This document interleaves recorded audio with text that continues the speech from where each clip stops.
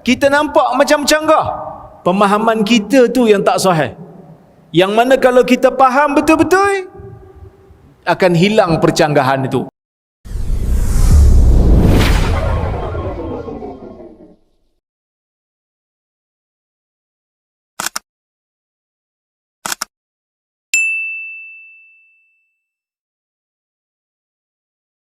Kita nampak macam canggah. Pemahaman kita tu yang tak sahih. Yang mana kalau kita faham betul-betul, akan hilang percanggahan itu.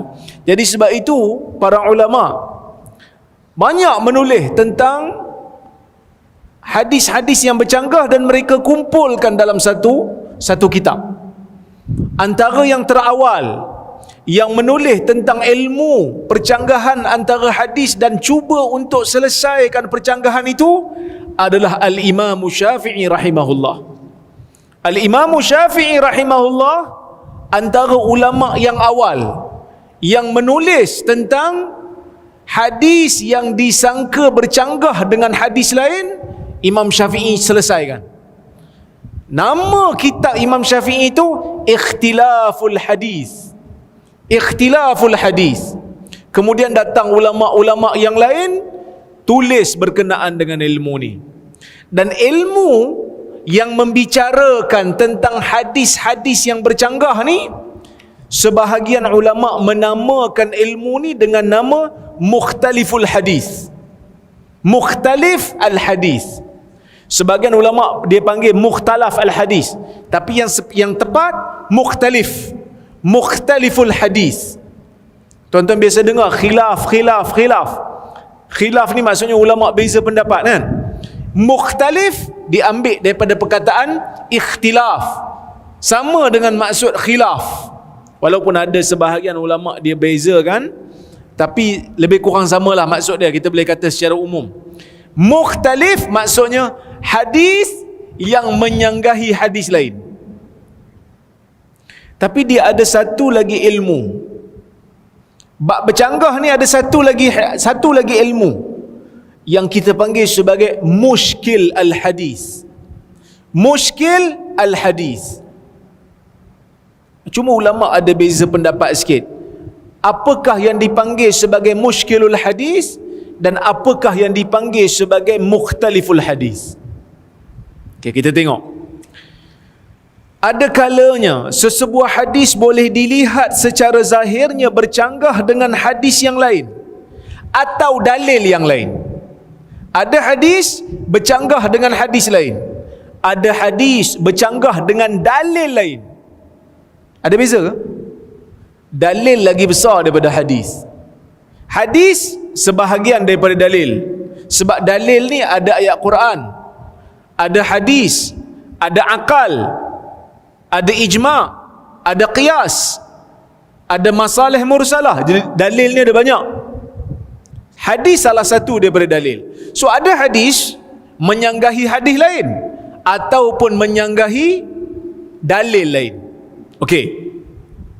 Percanggahan ini dibicarakan lebih terperinci dalam ilmu mukhtalif al-hadis atau mushkil al-hadis.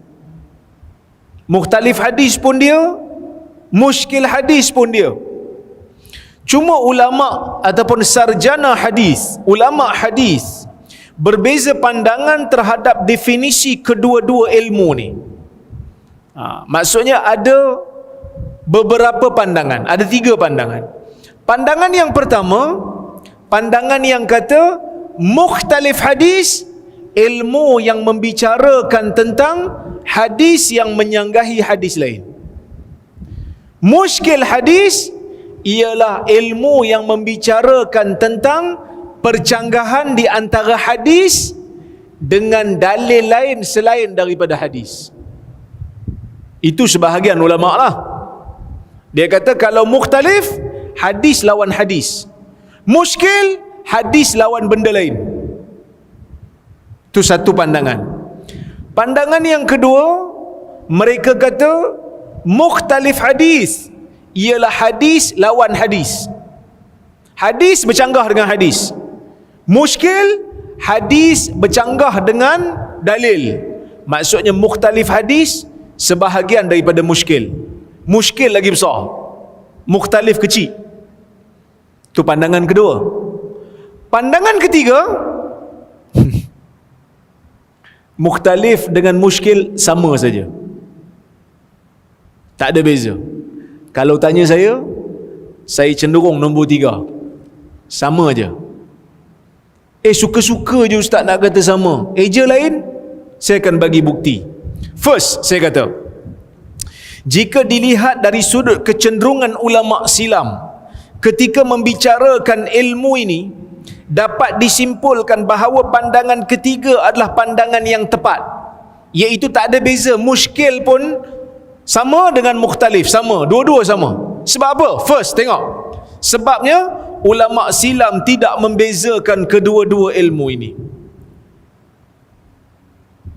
Ulama silam tak ada beza, dia samakan, tak ada yang bezakan definisi, dua-dua sama. Tu first. Yang ketiga, tak ada perbezaan pun antara kedua-dua definisi ilmu ni dari sudut bahasa. Muskil apa dia? Muskil benda yang mengelirukan kita. Kan kita katakan, saya muskil sikit lah. Dah kalau hadis bercanggah dengan hadis pun muskil lah juga. Okey? Yang ketiga, ulama yang menulis kitab mukhtalif hadis seperti Ibn Qutaibah memasukkan hadis yang menyanggahi akal. Kan tadi ada pandangan kata mukhtalif ni hadis lawan hadis. Ada seorang ulama zaman silam lama, nama dia Ibn Qutaibah Ad-Dinawari. Dia tulis satu kitab, nama kitab dia, tajuk kitab dia Ta'wil Mukhtalifil Hadis. Ta'wil Mukhtalifil Hadis, maksudnya dia nak tulis tentang ilmu mukhtalif hadis. Dalam kitab tu ada hadis yang bercanggah dengan akal, bukan bercanggah dengan hadis ya. Apa contohnya? Hadis yang berkaitan dengan celup lalat dalam bekas minuman.